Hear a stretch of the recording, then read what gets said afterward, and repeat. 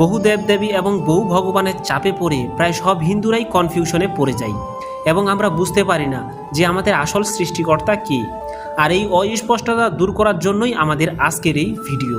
তাই ভিডিওটি না টেনে মনোযোগ সহকারে শেষ পর্যন্ত দেখার অনুরোধ রইল। হিন্দু শাস্ত্রের প্রধানত দুটি শব্দ, ঈশ্বর এবং ভগবান। আমরা প্রায় অনেক হিন্দুই ঈশ্বর এবং ভগবানের মধ্যে পার্থক্য জানতাম না বা এখনও জানি না বলে সৃষ্টিকর্তা কে এই প্রশ্নের উত্তরে অস্পষ্টতায় ভুগি। কারণ হিন্দু শাস্ত্র মতে ভগবান অনেক বা বহু, কিন্তু বহু ভগবান তো আর সৃষ্টিকর্তা হতে পারে না।